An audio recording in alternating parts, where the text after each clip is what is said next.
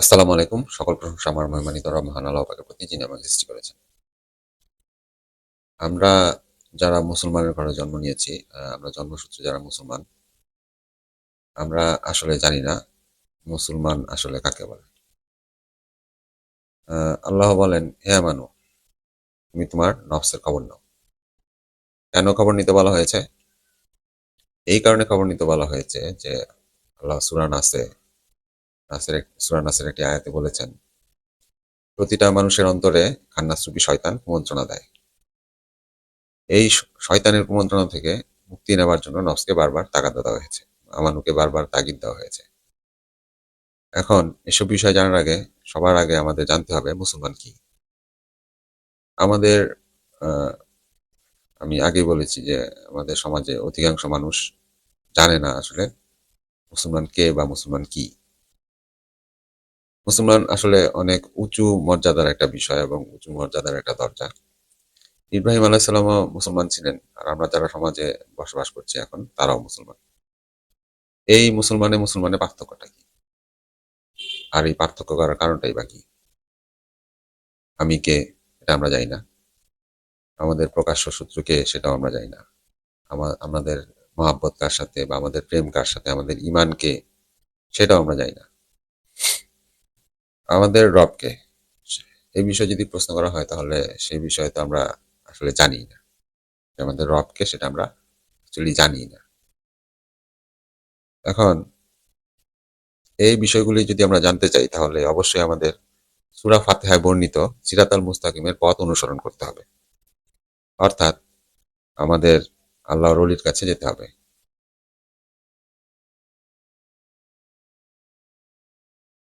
আল্লাহর ওলির কাছে যাওয়া ছাড়া অন্য কোনো উপায় আসলে আমরা আমাদের রবকে জানতে পারবো না। এখন আমরা সমাজে প্রত্যেকটা লোক, আমরা যারা মুসলমান হিসেবে দাবি করে থাকি, তারা আমরা আনুষ্ঠানিক একটা ধর্ম পালন করি। আনুষ্ঠানিক ধর্ম পালন করলে কি হয়? আনুষ্ঠানিক ধর্ম পালন করে কিছু নিয়ম কানুন মেনে জীবনটাকে হয়তো সুন্দরভাবে পরিচালনা করা যায়, কিন্তু শয়তান রূপী খান্নাস থেকে মুক্ত হওয়া যায় না। এখন খান্নাস মুক্ত রবই হচ্ছে পরিশুদ্ধ নফস। আর এই পরিশুদ্ধ নফস ব্যতীত কোনো নফস জান্নাতে প্রবেশ করতে পারবে না। এই দুনিয়ায় আমাদের একমাত্র উদ্দেশ্য হচ্ছে আমাদের নফসকে পরিশুদ্ধ এবং পবিত্র করা। তাই আমাদেরকে অবশ্যই খেয়াল রাখতে হবে, সালাত, সিয়াম, হজ, কুরবানি, জাকাত, প্রত্যেকটা ইবাদতের মাধ্যমে আমাদের নফসকে পবিত্র করতে হবে। এখন স্বভাবতই প্রশ্ন জাগে যে নফস কি অপবিত্র? উত্তরটা হচ্ছে না। নফস সৃষ্টিলগ্ন থেকেই পবিত্র, কিন্তু এই নফসের সাথে মহান আল্লাহ পাক উদ্দেশ্যমূলকভাবে বা ইচ্ছাকৃতভাবে এই খান্নাসরূপী শয়তানকে ঢুকিয়ে দিয়েছে। এই সৃষ্টি জগতের মধ্যে যত প্রকার সৃষ্টি আছে, এই জিন ইনসান ব্যতীত আর কোনো প্রাণীর মধ্যে খান্নাসরূপী শয়তানকে আল্লাহ মিশ্রিত করেন নাই। শুধু আল্লাহ এই জিন এবং মানুষকে পরীক্ষা করার জন্য নফসের সাথে খান্নাস মিশ্রিত করে খান্নাসকে মিশ্রিত করেছেন। এখন এই পরীক্ষাটা কি? এই পরীক্ষাটা হচ্ছে এই জিন এবং মানুষ কি আল্লাহর ইবাদতে রত থাকে নাকি শয়তানের ইবাদত করে। এইটা আসলে পরীক্ষার মেন উদ্দেশ্য হচ্ছে এটাই, যে মানুষ মানুষ এবং জিন কি আল্লাহর ইবাদত করে নাকি শয়তানের ইবাদত করে, সেটা পরীক্ষা করার জন্যই আল্লাহ নফসের সাথে খান্নাস মিশ্রিত করে দিয়েছে। এখন ইবাদত হয় দুইজনের, একটি হচ্ছে রবের ইবাদত, আরেকটি হয় শয়তানের ইবাদত। অধিকাংশ মানুষ এই শয়তানের ইবাদত করে, খুব কম সংখ্যক মানুষ তার রবের ইবাদত করে। এখন এই শয়তান থাকে কোথায়? আল্লাহ সৃষ্টি জগতের মধ্যে, আসমানের মধ্যেও শয়তানকে রাখেন নাই, আবার জমিনেও শয়তানকে রাখেন নাই। পাহাড়, পর্বত, সমুদ্র, নদী, পুকুর, খাল, বিল যা কিছু আছে, কোনো কিছুর মধ্যেই শয়তান নাই। এছাড়া আল্লাহ পাক কোনো প্রকার পশু পাখি, গাছপালা বা যে কোনো প্রাণীর মধ্যেও শয়তানকে থাকার স্থান দান করেননি। এখন আমাদের এই সমাজে অজ্ঞতার কারণে যারা এই খান্নাসরূপী শয়তানের ধারণা, মানে যাদের যাদের এই খান্নাসরূপী শয়তানের ধারণা নেই, তারা কি করে, শয়তানকে কেউ কাক গাছে রাখে, কেউ হিজল গাছে রাখে, কেউ বট গাছে রাখে, কেউ তাল গাছে রাখে, কেউ বা পায়খানায় রাখে, কেউ আবার খালি বিছানায়, আপনার খালি বিছানার মধ্যেও শয়তানকে রাখে। এখন মজার বিষয় হচ্ছে শয়তান এই ধরনের কোনো স্থানই থাকে না। আসলে শয়তান নাকি, শয়তান হচ্ছে জিনের একটা কলুষিত রূপই হচ্ছে শয়তান। সূরা কাহফের মধ্যে মহান আল্লাহ পাক সূরা কাহফের 50 নম্বর আয়াতে আহ, আল্লাহ এই জিন আজাজিল কিভাবে শয়তান হয়, শয়তান হলো তার বর্ণনা দিয়েছে।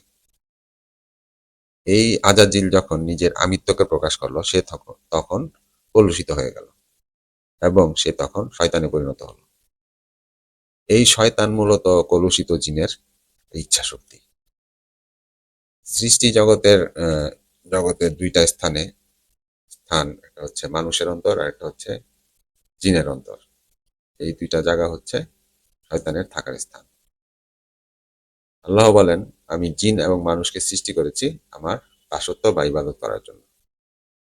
আল্লাহ আরো বলেন, হে মানুষেরা, তোমরা শয়তানের ইবাদত করো না। এই শয়তান হচ্ছে তোমাদের প্রকাশ্য শত্রু। এখন মানুষের গোপন শত্রু হচ্ছে খান্নাস, আর প্রকাশ্য শত্রু হচ্ছে এই শয়তান। এই খান্নাসের আবার কোনো শব্দই নেই, আওয়াজ বা শব্দ কিছুই নেই। এই পৃথিবীতে যত মানুষ আছে, হিন্দু, বৌদ্ধ, খ্রিস্টান, ইহুদি, নাসারা, আস্তিক, নাস্তিক, নামধারী মুসলমান, প্রত্যেকের অন্তরেই শয়তান খান্নাস রূপে শক্তভাবে অবস্থান নিয়ে আছে। কিন্তু এই শয়তানের পরিচয় আজ পর্যন্ত মানুষ সঠিকভাবে জানে না। মানুষ আল্লাহকে ভালোবাসে, কিন্তু কিভাবে গেলে আল্লাহকে পাওয়া যায় তা কিন্তু মানুষ জানে না। কিভাবে কোন রাস্তায় গেলে আল্লাহকে পাওয়া যায় সেই বিষয়টা একমাত্র উলিয়াগণই জানে। এখন আল্লাহকে জানতে হলে অবশ্যই শয়তান সম্পর্কে একটু ধারণা থাকতে হবে। শয়তান একটা শয়তান একটা এই শয়তানের আবার 4টা রূপ। এই 4টা রূপ মিলে আবার আরেকটা রূপ হয়। তাহলে এক শয়তানের মূলত 5টা রূপ। শয়তানের প্রথম রূপ হচ্ছে ইবলিস, দ্বিতীয় রূপ হচ্ছে শয়তান, তৃতীয় রূপ হচ্ছে খান্নাস, চতুর্থ রূপ হচ্ছে সে মারদুত। এই 4টা মিলে আবার আরেকটা জিনিস আহ, তৈরি হয়, সেটা হচ্ছে খবিশ। মক্কায় আবু জাহেল নামের এক খবিশ ছিল। সে আমার নবী মোহাম্মদ সাল্লাল্লাহু আলাইহি ওয়াসাল্লামকে অনেক বিরক্ত করেছে।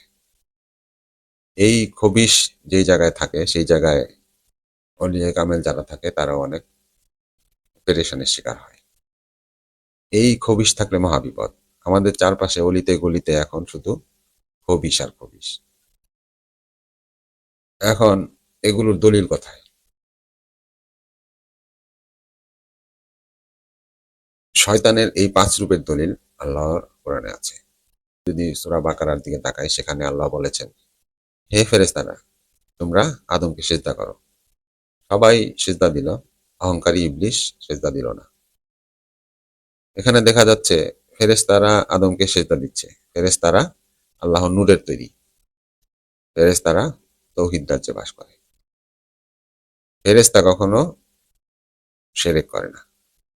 কিন্তু এখানে দেখা যাচ্ছে যারা শিরক করে না তারা আদমকে সিজদা করছে।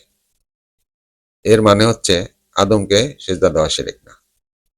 যদি আদমকে সিজদা দেওয়া শিরক হতো, তবে ফেরেশতারা কখনো আদমকে সিজদা দিত না। কারণ তৌহিদ রাজ্যে যারা বাস করে তারা কখনো শিরক করে না। তৌহিদ মানে কি? তৌহিদ মানে হচ্ছে একাত্মবাদ। একাত্মবাদ মানে কি? যে আল্লাহর হুকুমে সমস্ত কাজ করে, অর্থাৎ আল্লাহর হুকুমে সমস্ত জীবন পার করে দেয়, সেটাই হচ্ছে তৌহিদ।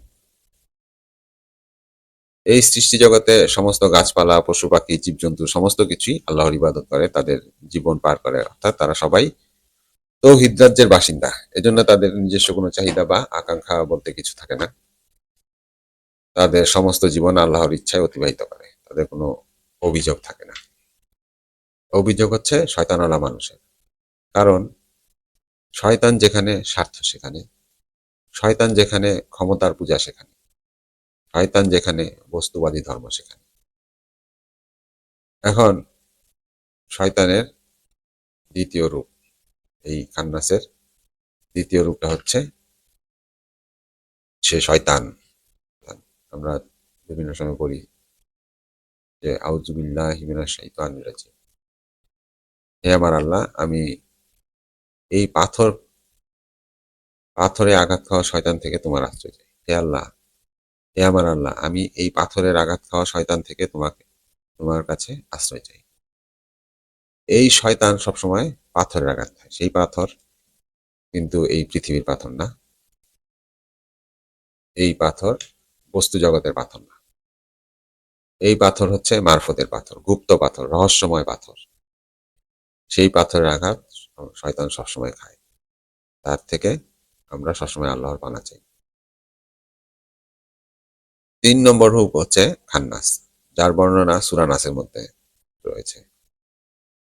মানুষের অন্তরের মধ্যে খান্নাস রূপে শয়তান সর্বক্ষণ কুমন্ত্রণা দেয়। এই খান্নাসের বাংলা অর্থ হচ্ছে কামনা। কামনা নিয়ে পৃথিবীর সকল মানুষ বাস করে। আর একমাত্র আল্লাহর অলিগণ, রাসূলগণ, আল্লাহর মুমিনগণ, আল্লাহর অলিগণ, আল্লাহর বন্ধুগণ, এই সমস্ত ব্যক্তিকে শয়তান কখনোই ধোঁকা দিতে পারে না। শয়তানের আরেকটা রূপ হচ্ছে ৪ নম্বর রূপ, সেটা হচ্ছে মাজদুদ। এই মাজদুদ হচ্ছে দুনিয়াদার ব্যক্তি। সে শুধু দুনিয়া দুনিয়া করে। সে শুধুমাত্র টাকা পয়সা, ধন দৌলত, এসব কিছুর জন্যই সে বেঁচে থাকে। সে অসম্ভব কৃপণ হয় এবং এদের চাহিদা আকাশচুম্বী।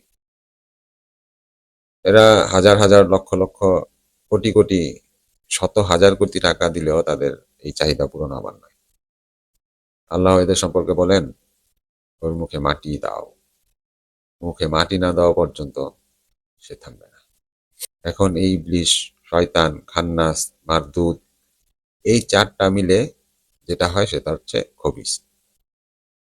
আল্লাহ কোরআনে বলেছেন, মুমিনের সাথে মুমিন মিলবে আর খবিসের সাথে খবিস মিলবে। এই হচ্ছে মানুষের ভয়াবহ একটা অবস্থা। এখন এই অবস্থা থেকে মুক্তির উপায় কি? এর থেকে, শয়তান থেকে যে মুক্তির উপায়, এটা আমি পরবর্তী আরেকটা ভিডিওতে বিশ্লেষণ করার চেষ্টা করব। আজকে এ পর্যন্তই। আল্লাহ হাফেজ।